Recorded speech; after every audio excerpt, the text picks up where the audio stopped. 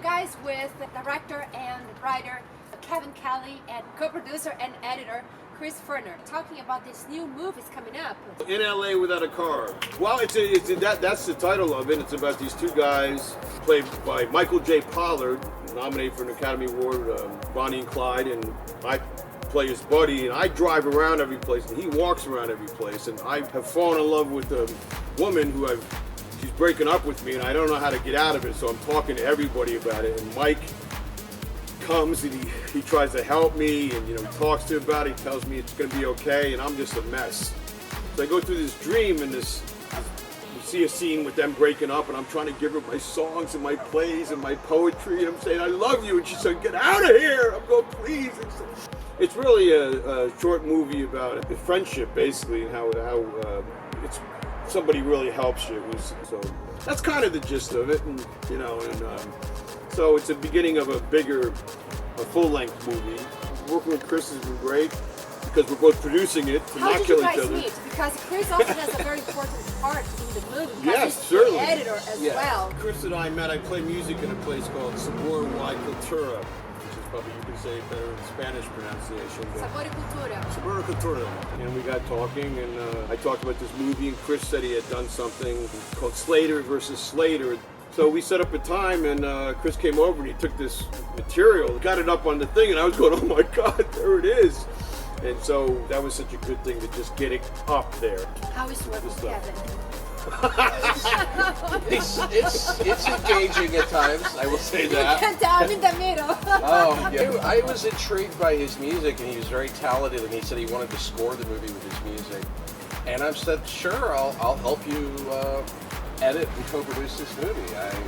And I was intrigued because it also stars Michael J. Pollard, who is famous for he's co-starred with Warren Beatty in a movie called Bonnie and Clyde in the 60s. He's got a lot of experience, and he also co-starred with Robert Redford and Bridget Bardot. He's worked with everybody. So I was like, yeah, even though I wasn't involved in the production, I wish I was. I'll help you with post-production, and it's a good name. He's well connected with Hollywood. We'll have a good chance of getting this in to Sundance. So bingo. I was lured by the music. He was really, really talented. And what's your style for music? The style's like a roots rock, folk, pop. It's American roots, blues, country, storytelling stuff. Do we have a song in the movie? Yeah, in LA Without a Car, the song I did, and also this song called "Look for You." So we got some music is playing in it, and so I think it's got a lot of charm, and it'll have something. It's real, like these two guys they love each other, trying to help each other.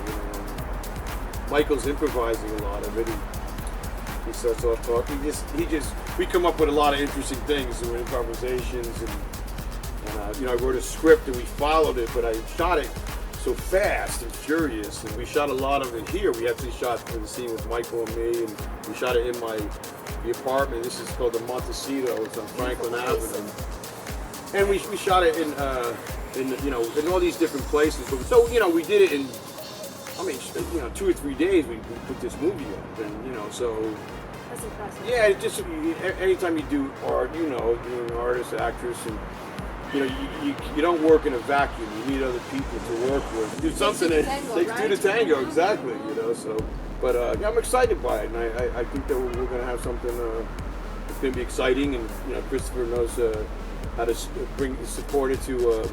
I'm better with marketing. Yeah, more behind scenes. Yeah, make it happen. Making it happen. What was the biggest challenge for you, Chris, with editing and all the process? Sometimes we have a hard time communicating. We just hammer it out. Sometimes we butt heads.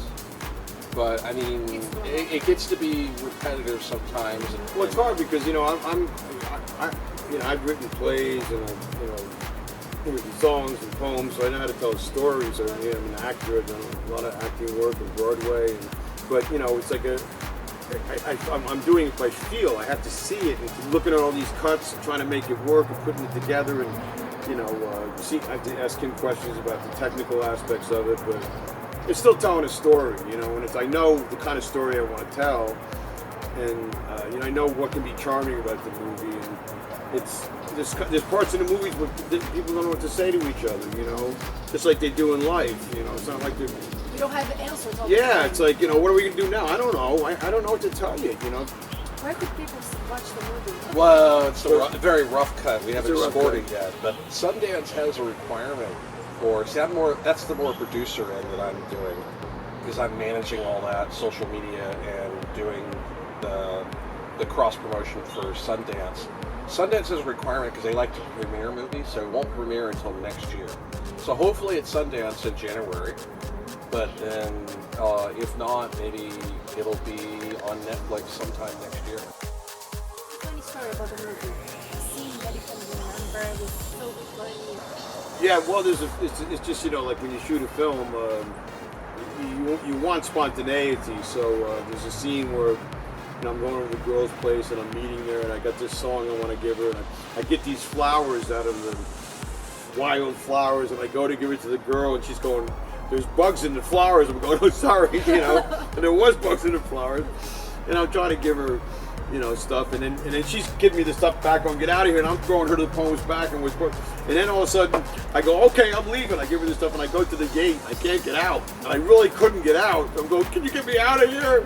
It was funny stuff like that happened. Well, we shot it in Gorilla, so it was all that.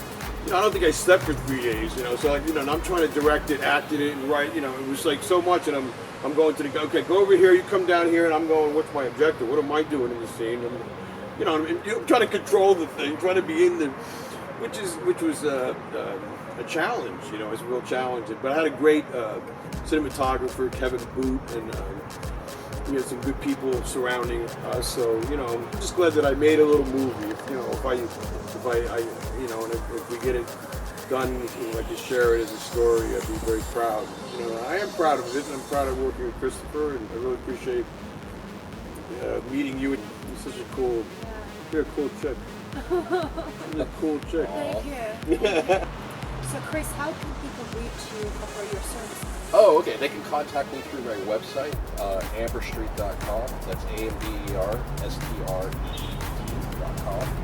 Or they can email me at amberstreetinfo@gmail.com. And you, Kevin, how people can reach you for your performance and musician, directing?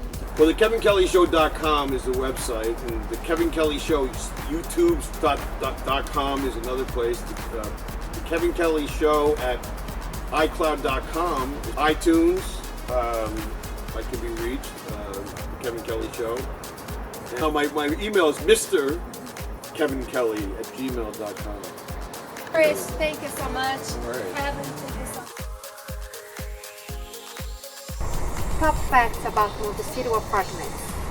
It was built in 1935 in Hollywood, California. At that time, it was one of the tallest buildings in Hollywood. With 10 stories, 95 units, at a cost of $1 million.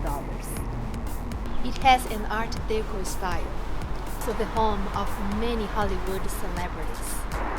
Also, Ronald Reagan's first home when he moved to Hollywood in 1937. And in 1985, Montecito Apartments was listed on the National Register of Historic Places. You gonna play another song? This is the first song that when the movie starts. What's the name of the song? It's called Look For You. It's in the Lost in the Cracks of the Modern World album. Look for you in the light of the mind. There ain't no soul for thousands of miles. And I look for you at the crack of dawn, where the rooster crows to the blackbird's song.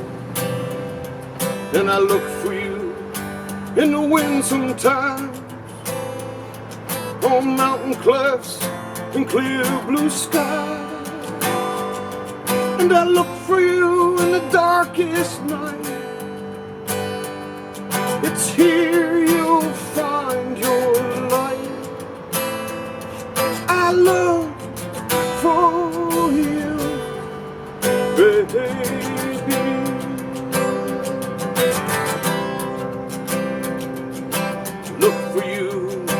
down cobblestone streets, streets never pass, streets of make-believe.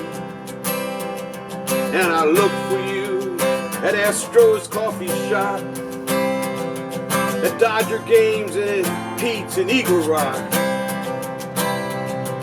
And I look for you on Vermont Avenue, Saturday morning, Sunday afternoon.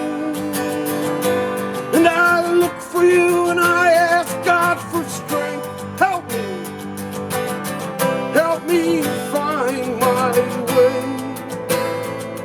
I look for you, baby.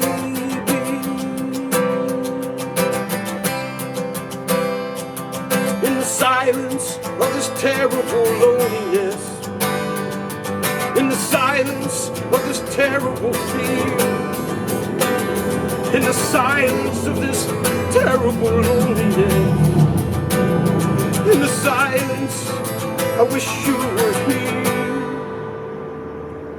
I look for you where angel girls dance under Elvis Costello's tight black punk rocker pants. And I look for you in all of that hair, in those boots and blue jeans and those little t-shirts you wear. And I look for you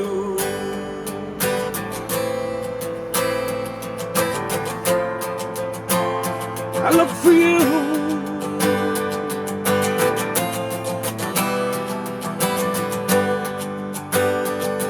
I look for you, baby. As I drive my car, I'm looking for your car. As I drive my car, I'm looking for you. As the cold rain falls, the rain's falling down harder. As the cold rain falls, the rain's falling down, down.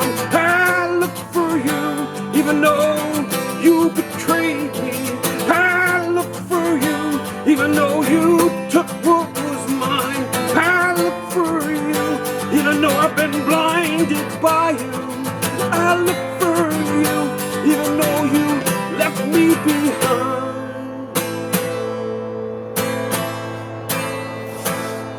I look for you.